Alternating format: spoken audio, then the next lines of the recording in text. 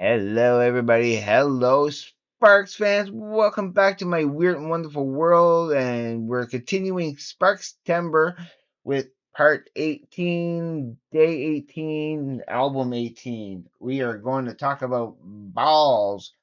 But first thing I want to talk about, of course, is where I got this album from. It was it came in it came in the mail, a great gift, an awesome gift from my good pal Larry Graves, who sent me this. Okay, but when he sent me it, it was just this. Okay, I'm gonna leave the video where he actually reviews this album and he explains in it why it doesn't have a cover, and it's because it kind of got damaged in a flood. It was pretty flimsy. But the CD and everything else was still in perfect condition, and he sent me that way, and he sent it also. He sent me that in that same package as the same time I got that. So thank you, Larry Graves, again for sending me those. That was still a very wonderful gift. I got the shirt.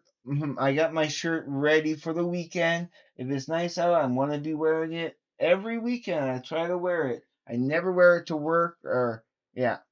I take care of that shirt with yeah. But yeah, I had to make my own cover for it because I just could not leave it blank like that. To show you what's inside. That's all that came with it. As soon as I opened it up and I saw Ron's awesome face there and Russell's awesome face, and then I looked inside and like, oh, right. I didn't even know what it was really until I saw right in the corner there. It says balls. So so yeah. So show you that cover. There's the back of it. There's the how it gets presented. It's on the proper side. So I had these rub-on letters that I was able to use for that. I drew that myself using the inside sleeve thing where they showed the tracks titles. I used that as an inspiration to do it that way. I thought it was pretty clever of me. So yeah, now let's get into the ranking. I will have just a tiny bit of extra little news at the end at the end of the video once I'm done going through all this.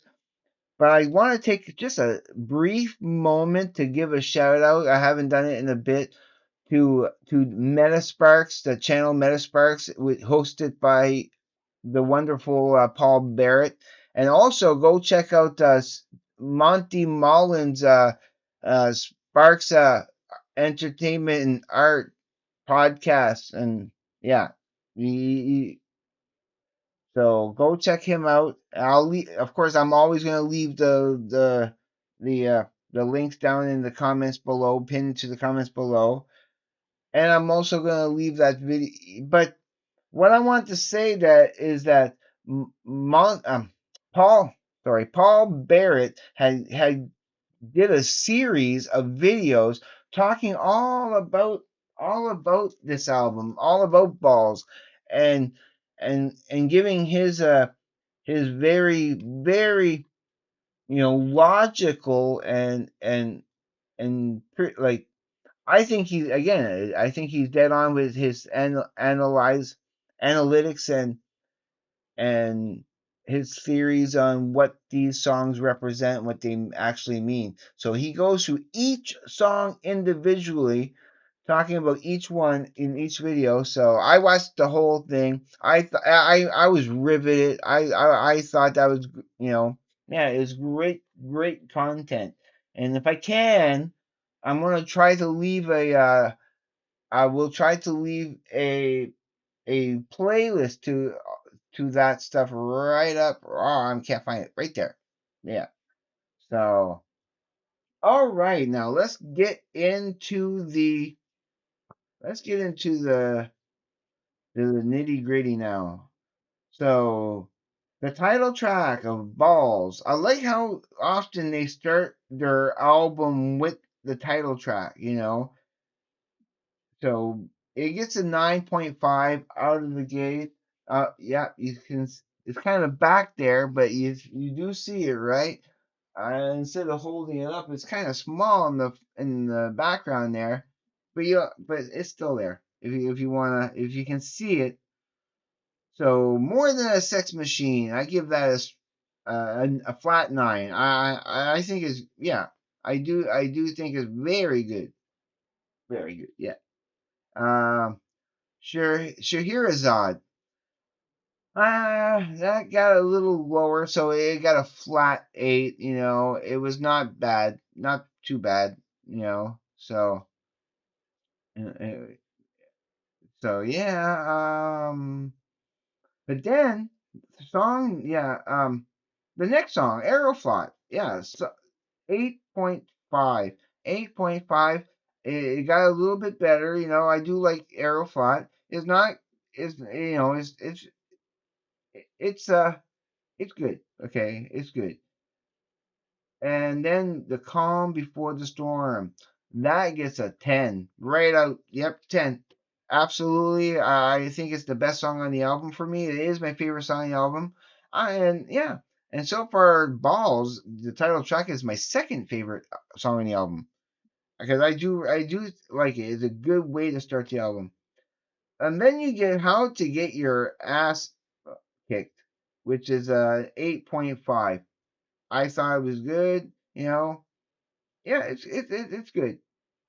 And Bullet Train, that's also good. So it's another 8.5. It's a knockoff. Okay, let's talk about that for a second. It's a knockoff. I give it a nine, a solid nine, because yeah, it's very good. Um, it was done for the movie Knockoff, but with Jean Claude Van Damme, of course. Directed. It was his second and second to last movie that he directed, and Sparks, did a song called "Sweetheart," which is the director of Knockoff, and it was their work with him, and going and writing that song for that movie that it got mentioned on. Well, it got put on this one, and yeah, okay, like basically it was meant to be for the soundtrack, but they needed an extra song, and so let's put it on here. Irreplaceable, number eight. Sorry, song number nine. I give it an eight. Yeah, I was ahead of myself there. I give it an eight. Just a flat eight. It's not bad. It's not bad. It's educational. I did bump that up to an 8.5 because it's good. It is good. The Angels, to finish off with a song like that, and I do appreciate the F bomb. It does not bother F bombs like that don't bother me at all.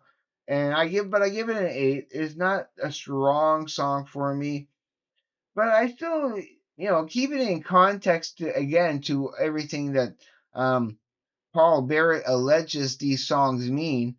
I could give them a higher score, but I'm going again, with not just with lyrics. I mean, there's nothing more. It is a kind of a basic album, right? It is a little flat. Let's look at the score. Let's look at the score. It's an 8.681. Okay, I'll show you where it all measures up in a moment. But I find it very, of course, as you see, it is kind of average in a way. I mean, I do like it. There is good stuff on it. Of course, the Calm Before the Storm and the Balls itself really, it has two strong nines with More Than a Sex Machine, and it's a knockoff. And then the rest of it, there's what averages it out. Those three eights, being the lowest scores, and couldn't tell you which one would be the lowest. Yeah. If I had to pick one to be lower slightly, it would be probably Shashirazad as the weakest song. But what else wanted to say about this? Yeah, let's just go into where it compares and how it compares. So so it's It has one bonus, 110 out of 10, no bonus tracks. I own it. And yeah, 8.68. How does that compare to, I want to put this on this side for, so, and yeah. So it puts it basically right under pulling rabbits out of a hat, you know? Pulling rabbits out of a hat.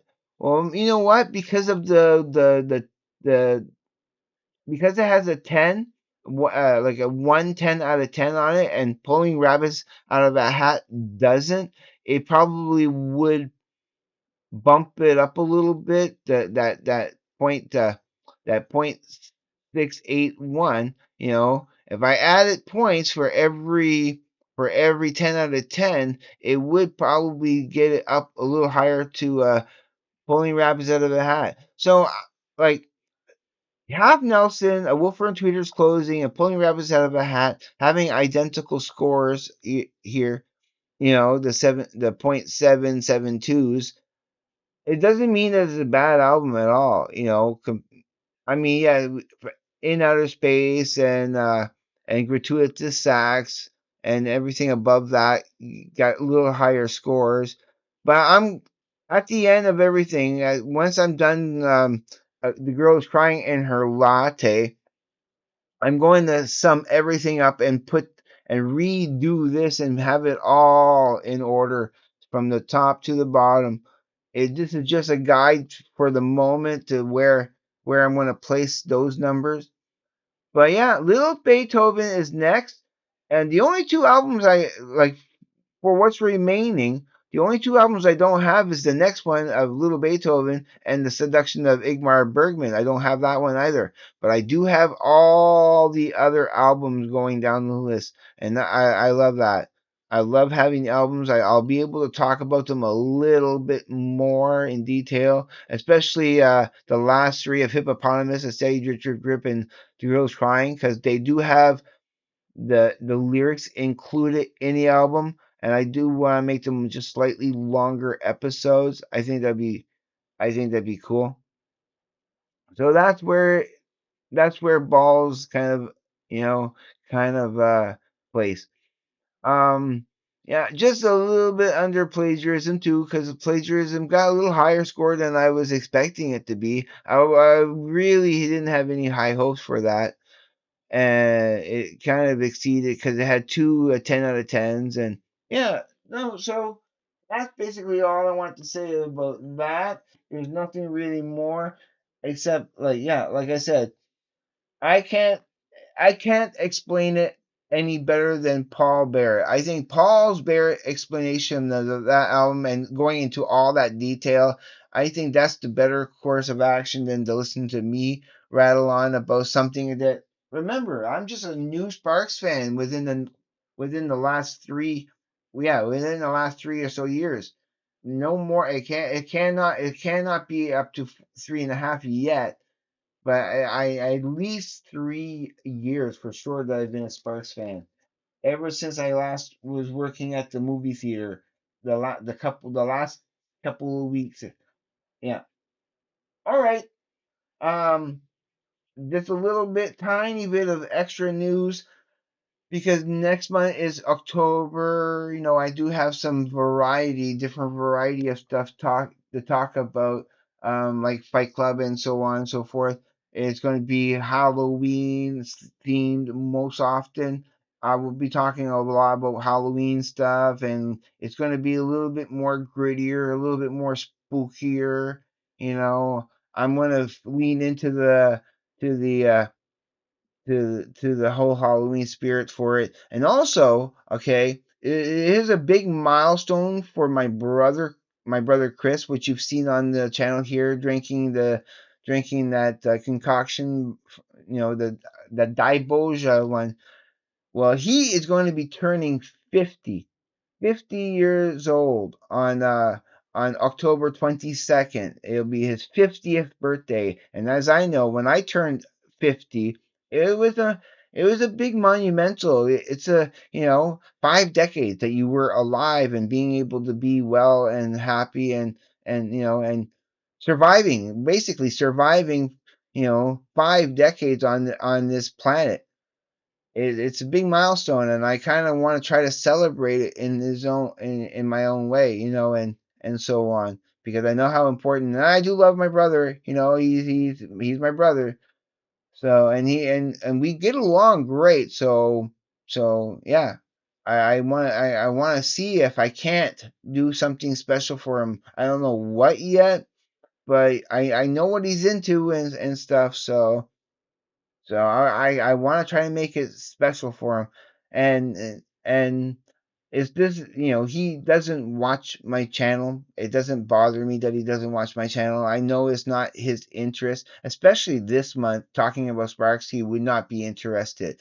I think he's depriving himself of a great source of entertainment, but that's just me. You know. Okay, I've talked enough. That's all I want to say is that next month, and like I said, it doesn't matter if I talk about him because he doesn't really watch he doesn't watch my channels, and especially won't be watching this. So okay, I love you all. I wish you the best. If you consider subscribing to my channel, you know how much I will greatly appreciate it and love you forever. And of course, always hit likes. It doesn't take anything. It's all free. It's free to do. Leave a comment. I know that takes a little bit of your time, but I do appreciate those and love reading your comments. And I try to get to everybody as much as I can. So do all that. And please, as always, just be safe. Take care. I will see you on the flip side. And please, everybody, have a great day, evening, morning, night, afternoon, wherever you may be. Peace, everybody.